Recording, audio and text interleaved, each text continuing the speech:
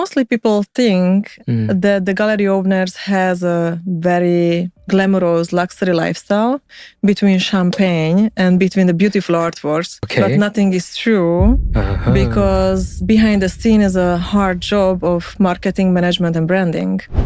I didn't trusted myself so much in the start, maybe because I came to a different country, new language. Yes.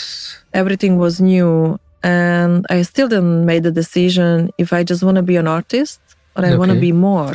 Yeah. I hear often the sentence, they got lucky.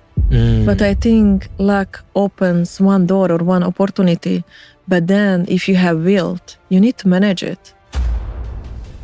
In this episode, I sit down with Adriana, an international art agent and gallery owner, to talk about real world behind art, luxury, collectors and success. We speak about trust, risk, emotional intelligence, building from a new country, and what it really means to build, break, become. Thank you for being here, Adriana. Thank you for the invitation. So, if someone met you at a dinner table and asked, so what do you do? How would you answer? I would say I'm an international art agent and art advisor for masterpieces, contemporary artworks, but also for international collections. Okay. I am a gallery owner right now in Vienna, Barcelona and Ibiza. Wow. And I really love to connect people, especially art lovers, artists, art experts, investors, art collectors, buyers and sellers. Yes. Through the language of art. Absolutely, absolutely. And I think Ibiza is the latest one, right? That you Ibiza opened. is the latest one, exactly. Oh, cool, cool. What's the biggest misconception people have about gallery owners? I would say mostly people think that the gallery owners has a very glamorous luxury lifestyle between champagne and between the beautiful artworks. Okay. But nothing is true because behind the scene is a hard job of marketing, management and branding. Oh yeah, absolutely, absolutely. Okay. What does a real week in your life look like? I think I'm a lucky person and a happy person that every day is completely different. Oh, okay. One day I like to focus more on the masterpieces and masterpieces art world. Okay. So I'm meeting sellers or buyers and creating appointments for viewings and with experts is something magical. Okay. And the other day, I meet personally my contemporary artists and organize exhibitions. Okay. And the third day, we are creating a new project. So it's maybe more computer work, more management. And maybe the fourth day, we focus more on the marketing and branding. Wow. So it's all very different. Yeah. Oh, cool. Where did your relationship with art begin? It began in my childhood. Since I know myself, I started to paint and draw. And I can remember when I was 2.5 years old, creating drawing and paintings in the house of my grandparents. Okay. Of my father's side. They were the first persons who supported me in my creativity and later in my career. Wow. They bought me a lot of beautiful colors and papers and canvases. And for a very small child, it was like magic. Absolutely. So I already created like an emotional experience through art. Okay. In a very early age. Oh, nice. Did you ever sell them, your own art? Did you get to that my point? Art? Yes. Yes. Oh, cool. I started to sell my art with 16 because I started with art portraits. Portraits and figurative artworks were very interested for myself. Yeah. Each position of the body or even from the hand or for the feet. Oh, wow. Okay. And then my father said, oh, wow, this looks very nice. And you create like beautiful portraits. Why not to create some money with that? Okay. So first I started to create portraits like drawings. And then I started to paint with acrylic paintings. And I started to study art and I just dropped to the oil paintings, which made everything much easier. Okay. Did you always imagine yourself building art galleries internationally? Or did this come later? Yes and no. I had a dream when I was 9. I told for my parents that because I born to Hungarian parents in Czechoslovakia. Okay. And I told them with 9 years, I want to live abroad and I want to live as a real artist. Wow. And you can visit me anytime. Okay. So my first dream was to be an academic painter. But then when I organized my first exhibition with age 19 in Vienna, in the 19th district, my eyes were just bling bling for the organization, management, marketing, to create more connections with artists and art lovers and just to connect them together. Okay. Oh, that's interesting. Was there a moment you thought, okay, this is the beginning of something real? I mean, you already mentioned you already knew it before, but was there like the click at some point?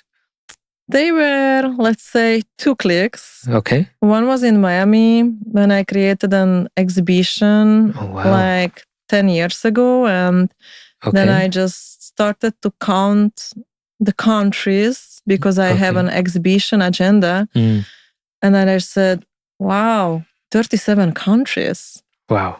I never stopped. And my father always told me, you are like unstoppable. You do project behind the project, like just push the button and just do a holiday. But even if I went to a holiday, I was looking for art galleries and some other partner galleries and new opportunities and new challenges. Okay.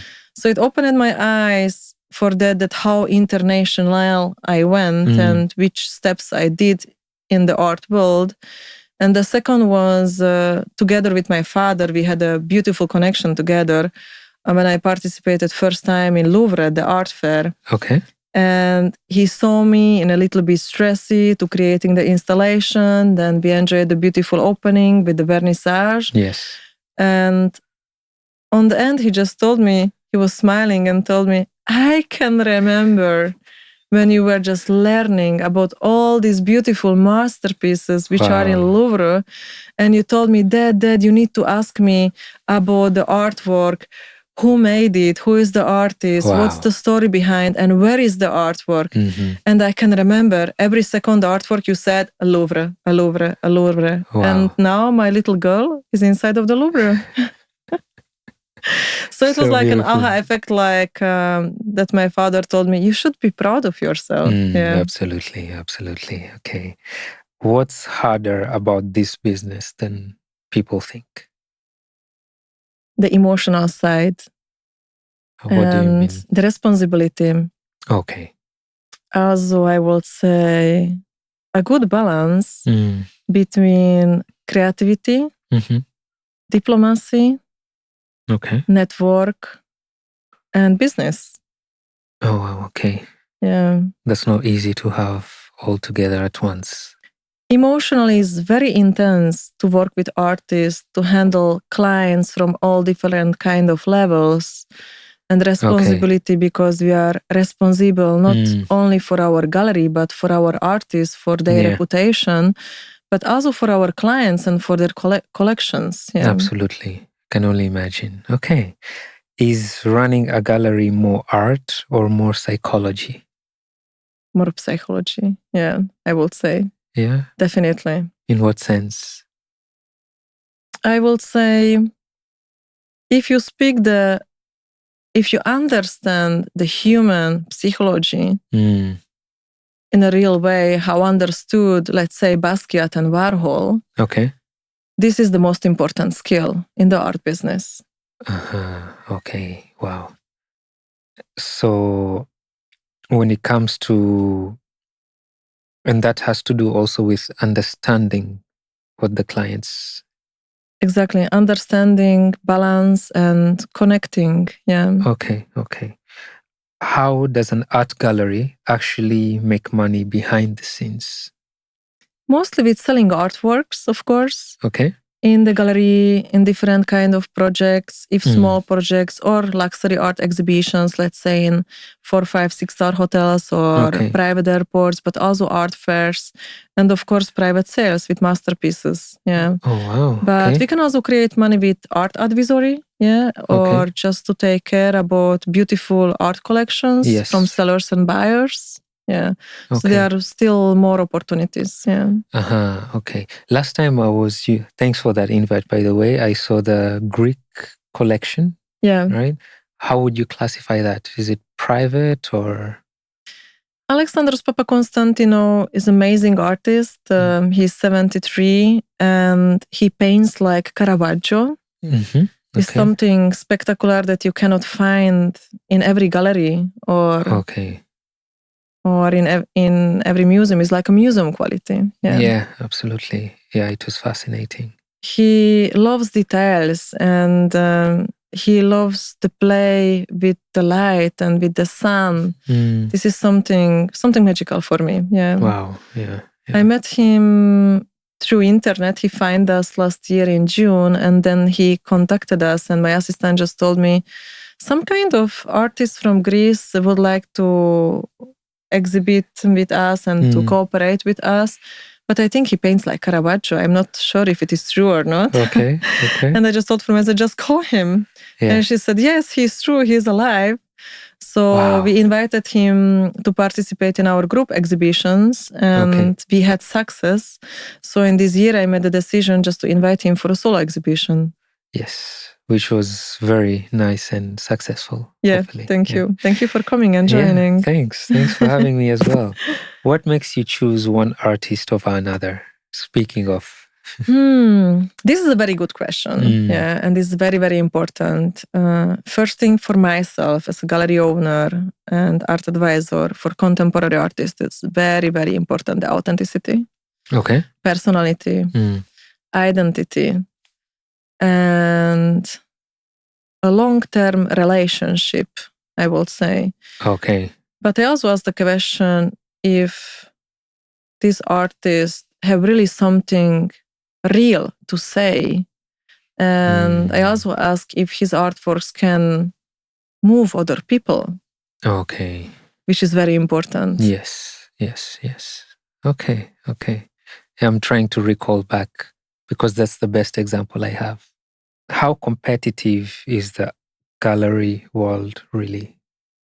What would you say? I will say very competitive. Internationally, even more. Wow. Okay. Because art galleries today connect people. They care about relationships. They are reputative. Yeah. Okay. Where would you say is the most competitive countries? Is Austria one of them? One of them is maybe Austria, Vienna, because Vienna is really the city of art and music. Yes. Yeah. But we have like cities like New York, London, Miami. And now Paris. Okay. And Barcelona, of course. And Barcelona, yeah. Okay, cool. Is reputation everything in this business? Not everything, but almost everything. Almost everything. I would say, yeah. Okay. Reputation is very, very important for each artist because you cannot build it in one day. You need years or decades. Yeah. Absolutely. I can only imagine. But you can kill it like a moment. That's the crazy part of it. Very crazy, yeah. Right? That's hard. What have you learned about people from working around artists? So, as I started as an artist, it's much easier to answer this question. Okay. Usually work with people is not so easy. And to work with artists is very challenging. But artists can teach the world to be more emotional and sensitive and more intuitive. Yeah, they can inspire. Okay. Yeah. I hope I can come to more of your events at some point. Yeah. When I attended your event, one thing I noticed was the atmosphere, successful people, collectors, elegant conversations. And honestly, it made me curious about that world. Why do wealthy people collect art? There are many reasons why wealthy people collect art. They can collect art emotionally because art moves them. They can collect because of a culture, because of the history, and also because of the investment. Okay. So a follow-up question to that, is art an emotional purchase or a strategic one? First emotional, strategic is the second part, yeah. And strategic to what means? Like, what are we hoping to get out of it? I will start with the emotional one because I have beautiful clients who are also millionaires or billionaires, and I can see and I can feel that if they make a decision, first they feel. They make a decision with the emotion, just before the strategy and the logic. And if they made a decision, they just ask on which position is the artist, if it is a real investment or not. Okay. Oh, wow. Okay. There are artists, let's say, you will buy a painting from Alexandros Papakonstantino for 5,000 euros. But if he has enough sales in these years and participations in art galleries and art fairs, maybe he can create 20 or 30% more in next year in January.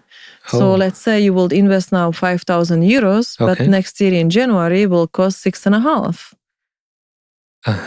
So this is the strategy and the logic inside. Okay. So art actually appreciates, the value goes higher. Exactly. Yeah. Okay. This is the art investment. I only thought that to be true about land, for example, or real estate, but it's good to know that about art. What separates someone buying decoration from a true collector? A true collector has a big knowledge, and every huge art collector who owns a library, there is a part of the art books. They like to know the artists, the styles. They are very interested. Like, we live in Vienna, and if someone enters into my gallery, they already have a beautiful knowledge about art and art styles, and maybe even about the artist. Okay. Yeah. Okay. Oh, wow. Okay. They like experience stories and something new. And a decoration fills rooms maybe like this, but a collection inspire people to create dialogues and relationships. Yeah. Okay. This is the huge difference between them. Oh, cool. Good to know. Good to know. I'm learning a lot. What have wealthy people taught you about success? First big thing, what I learned is to be a little bit more calm, because I don't really like when someone talks a lot or very loud. Yeah. So this will be for me the first thing. And the second thing is just to use the emotional intelligence. And this is a characteristic of most wealthy people, in your opinion? Yes, and to stay authentic as well. Yeah. And the most wealthy people, they have a almost perfect time management, risk management. They are in balance with discipline and with many other things. Oh, wow. Okay. Cool. Good to know. Did you have to learn different way of communicating in high level of success? Yes. And I learned that is very important what you say, what you do, how you listen, and how you care about yourself. Okay. Is dressing something huge as well for the wealthy? If I have dialogues with wealthy people or with my clients, what I really like that they are in the whole conversation in balance. Okay. They don't really are loud or very calm. When I was younger, I really didn't understand how is it possible, because I came from a family where my parents had some fights. So sometimes my mother got to be loud. My father was more calm. And my grandparents were the persons who always told me that communication is the most important thing between two persons. And when I started to have conversations and business with wealthy people, they just show me the right way. Oh, wow. With one dialogue after the second one. Yeah. Oh, cool. Beautiful. Beautiful. Okay. What makes someone respected in luxury spaces? I would say the first could be authenticity. Okay. Then exclusivity. Could you elaborate on that? Maybe. It's very important for me also galleries to have like exclusive contracts with artists. Okay.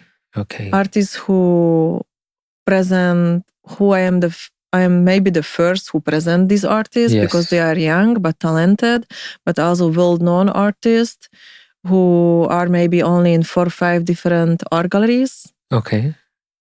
Oh, wow. Okay. What mistakes do people make when trying to look important? They try too hard. Yeah, they try too hard. They talk too much, and especially too much about money, about connection. I hear so often these two names like Trump and Musk. Yes. And I don't think that they should even mention a name. Just talk about yourself. Yeah. Okay. And to be quiet means more like to be loud. Yeah. Okay. So I see you're putting emphasis on not people not to be loud and being all over the place and exactly, and just be kind. Please be kind. Such an easy thing to do, right? Such an easy thing if you say, but not everyone can manage it in every situation. Yeah. I believe. Yeah. Have you noticed habits wealthy people tend to share? Yes. And I would say habits like a balance of, let's say, a time management, because many people think that wealthy people, for wealthy people, they are so important things and luxury issues, but this is not true, because they like to manage their time. They like to spend time for their lovely ones, for family and friends. Okay. And they are balanced in everything. Yeah. Okay, a lot. Even with risk, and what I really learned also from them is the risk management. You can do some small investments with some kind of risk, which you calculate, like calculated risk. Yeah. Yes. And if you have success, you just do step by step, more and more. Yeah. Okay. Also, you don't just start and put everything in one basket. Exactly. Some of the art collectors have shared with me the information that they bought maybe a gouache, let's say for 200K from Salvador Dali. And they saw that in 3 months, it was, let's say, 5K more. Okay. So they invested into something bigger for $500,000. Yes. And then later on, they started to invest in Picasso and Velasquez. Wow. Okay. Oh, that's cool. That's cool. Do rich people see value differently than most people? Absolutely. Absolutely, because they think in a long-term value, not in a short-term value. Yeah. Oh, okay. Like to invest into masterpieces is a long-term value. Invest into the contemporary artist could be both long-term and short-term. Okay. But this is a huge difference. Yeah. Oh, cool. We'll switch it up a bit. And so again, with the invite you gave me, I noticed there was a value-added tax of 13% on the paintings. Yes. Which is slightly lower than, I think 20% is the normal. Is there a reason for that? Yes, because governments doesn't see art only as commerce, I would say, but as a culture and a culture heritage. Yeah. And as we know, art leads to education, to society, to tourism. Yes. So art gives for one culture, for one city, for one country so much that I think it deserves to come back something. Yeah. Okay. And to pay a little bit less taxes. Yeah. Okay. That makes sense. I see where you're coming from. What do people misunderstand about expensive art? I would say mostly people think that expensive art is just about money or, let's say, speculation, but isn't true, because high value artworks carry decades of reputations, culture, history, exhibitions, art fair participations. It depends if it is contemporary or masterpieces. Yeah. Oh, wow. Okay. And a follow-up to that would be, I personally wouldn't know, but what would be the difference between an artwork of 500 euros and 5 million euros? What makes it 5 million? The value of the artwork is not really about the material or about the technique, is about, I will say, mixology of everything. If the artist studied or not, how many exhibitions he had and where, about his reputation, about his collectors, about everything. Yeah. Okay. About the management, marketing, branding. Wow. What's the most expensive artwork you've come across? I saw Garzon à la Pipe from Pablo Picasso. Okay.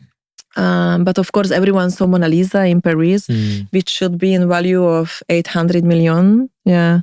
Wow. And Garzon à la Pipe from Picasso should be around 320 million today.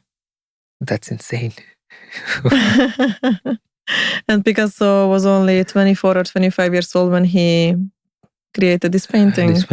Yeah. In 1905. Oh, wow. Okay. In his Rosa period. Yeah. Okay. Oh, I need to learn more about this. Yeah. You should come more often to my exhibitions. Yeah, absolutely. Yeah. Next time you have another one, please let me know. Next Wednesday. Already? Yes. What time? At 6 p.m. Okay. Oh, I wish this episode would be out already so people could. Okay, thank you very much. Is value created by skill, story, exclusivity, reputation, or emotion? Or a mixture of? This is a mixology. Yeah, a mixology of everything. Yeah. Okay. Have you ever looked at a piece of art and instantly knew this is special? And what made it special? I connect very fast with artworks, which has like a beautiful energy. You feel like you are in love, like butterflies in your stomach, let's say. Yeah. And I just say sometimes I just stand before an artwork and I just say, call it magic. Yeah.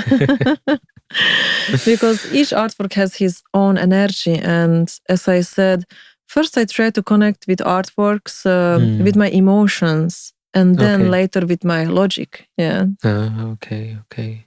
Oh, cool. I mean, I remember I don't know much about art, as I mentioned, and last time I was at your gallery, I just stared at the picture for, and some time passed, and I just got lost in there, and I was like, okay, I kind of understand what this is about, As of the many details, of the painting, and very, very small details. Wow, that was something. Is art one of the last things in society where the emotion still decides value? I think you still say yes. Yes, because we live in a world with a lot of speed and algorithm and numbers. Yes. So art still allow us to create emotions, to be emotionally intuitive, and allow us to create new human relationships, which is incredible. Yeah. And it slows you down as well, Exactly. Okay. What were the hardest moments in building this world for yourself? I think the start of my career, as I was a young woman from Eastern Europe, and it was not really easy to build trust with my first clients or collectors, so it took time. Okay. Yeah. And it took time until they understand me and understand my art concepts and exhibitions. Yeah. Would you say it's difficult to build a business in a place like Austria, Vienna specifically? I think specifically it's not easy to build a business in a capital. In general, in a capital. Yeah. Okay. You need to work very hard in the early years until you build the first connection, you build a network, and until you get through your cycle, how you do it, the management, the marketing, the branding, the selling, the PR. Then you build a team for all of these positions. Okay. And also not to lose yourself, just to be in balance and to create always the atmosphere. Coming back to balance. Did you have doubts at the beginning? Yes, of course. Yeah. I think every successful person had it, but the most important is that the doubt is never bigger than the vision. I like that. Okay. Has this industry ever emotionally exhausted you? Oh, yes. And how often? Yes, this industry is emotionally very, very intense. There is much easier to build trust in the contemporary art world, but it's really not easy to build trust in the masterpieces art world. And artworks are also full of energies, and you just create emotions between all the connections with artists, art lovers, collectors. Okay. Wow. Okay. What has disappointment taught you? The disappointment taught me to be strong. And it taught me that nothing happens without reason, because let's say that this opportunity is lost because the door is closed on one side, but maybe on this side we have 3 or 4 open doors. You just have to look. You just have to look, and you just have to experience. Okay. In the right time, in the right place. Hopefully. And did success cost you? What did it cost you personally? A lot of time, energy, travels, experiences, education, a lot of education. You cannot stop with education if you are in this business. Oh, wow. Okay. I thought like it just reaches a point like, okay, this is it, but it's still... Never. Okay. And of course, I'm assuming each client is different. Each exhibition is different. It's never... Each artist is like a masterpiece. Oh, wow. Okay. Everything unique on its own, like a fingerprint. Okay. And you need to handle it in a unique way. I believe. During difficult periods, what keeps you moving? First, my daughter, I would say. Okay. My positive energy. Yes. When I create artworks myself, when I dance, maybe a new project. Like a new challenge. I really love challenges and new projects internationally. Yes. As I said, I'm like an unstoppable. Sometimes maybe just in a calm way, like a book, or a Netflix evening. It's different. Okay, depends on the mood and depends. For me, sometimes it heavily depends on the weather. It's when it's dark, it can be challenging, but we have to go on as it is, right? Who have you become through this journey? I would say a strong, independent woman. Okay.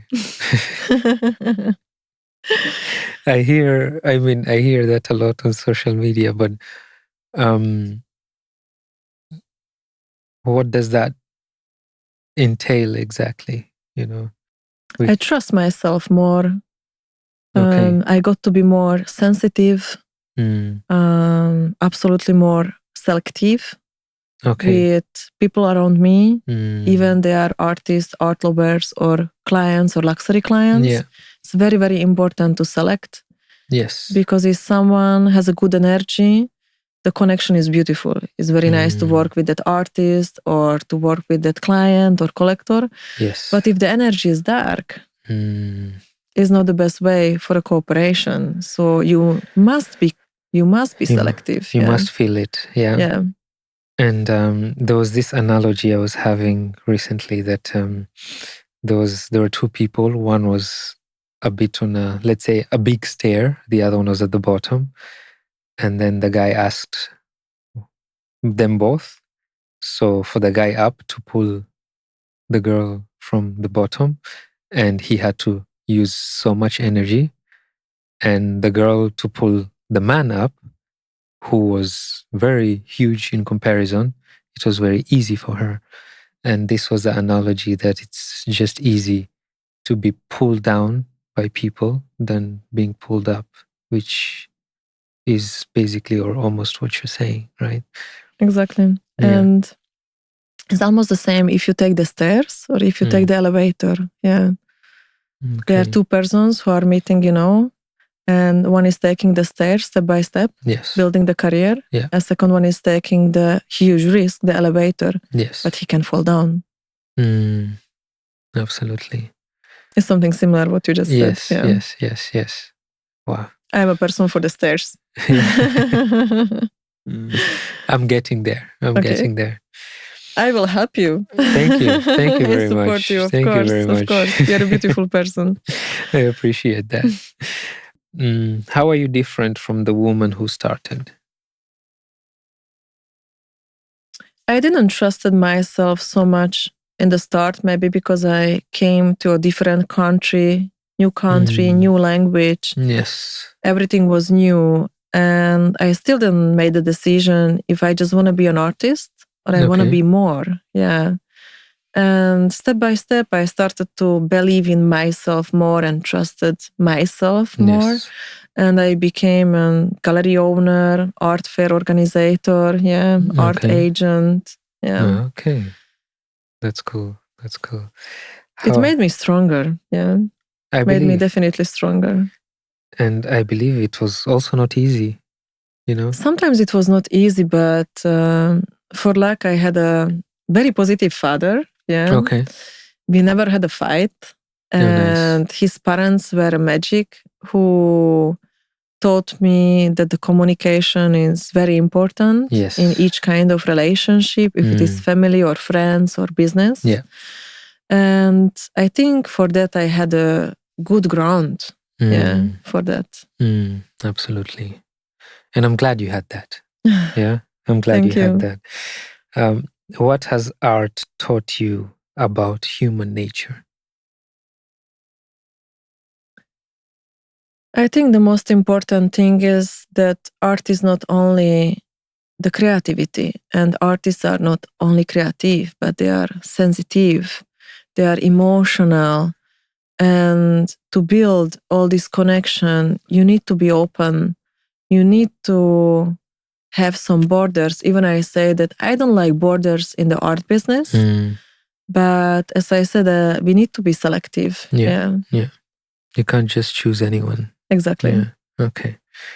What feeling do you want people to leave your gallery with? I left with so much positivity. Positivity, inspiration, and just call it magic if you are outside of my gallery. Yeah. No, it was absolutely magical. Yeah. And that was one of many, because that was from the Greek perspective, and I can only imagine how many art forms you deal with. So that's pretty cool. Yeah. When people think of Adriana years from now, what do you hope they remember?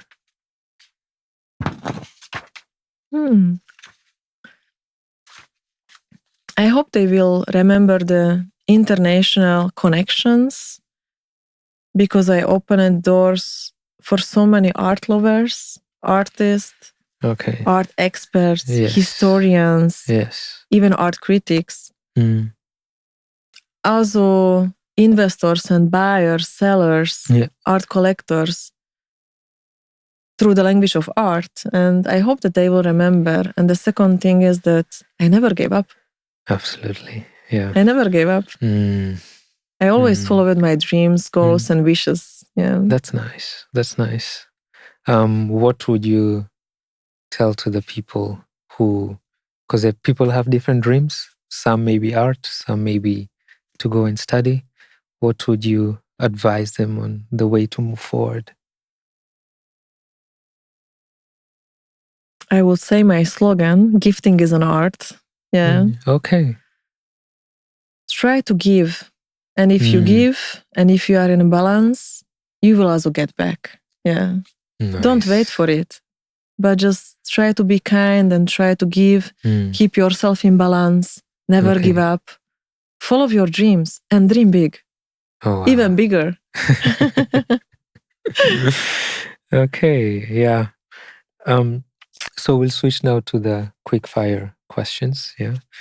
One city everyone should experience for art. What do you think? Vienna.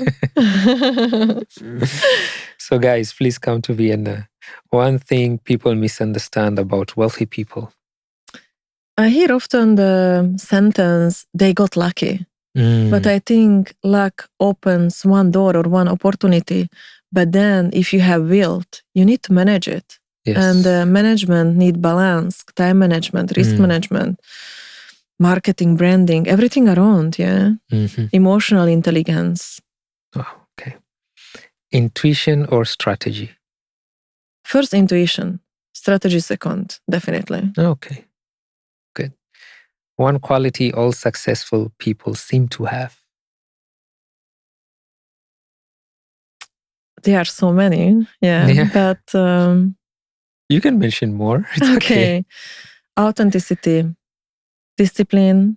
They are strongly focused if they do something. Okay. Emotional balance, yeah. And long-term thinking, long-term projects and investments, yeah. And time for family and friends, yeah. Absolutely. Some recovering and exactly. Yeah. And time for yourself. Oh, very important, yeah. One painting you wish you owned. I already mentioned once, but I will mention again. It will be the Garzon à la Pipe from Picasso. I'm so much in love with that painting. Masterpiece, right? Yeah. What does become mean to you? Become as a grow without to lose my authenticity. Adriana, is there anything we may not have discussed that you wish to say? I think it was everything. Thank you for the invitation. Thank you. It was for your a time. Beautiful hour with you. Yeah. Absolutely. Amazing. Thank you to prepare everything and no problem. See you very soon, maybe on Wednesday. Absolutely. Thank you so much for the time. Thank you too. Have a beautiful day. Thank you. You too. Bye-bye. Bye-bye. Thank you.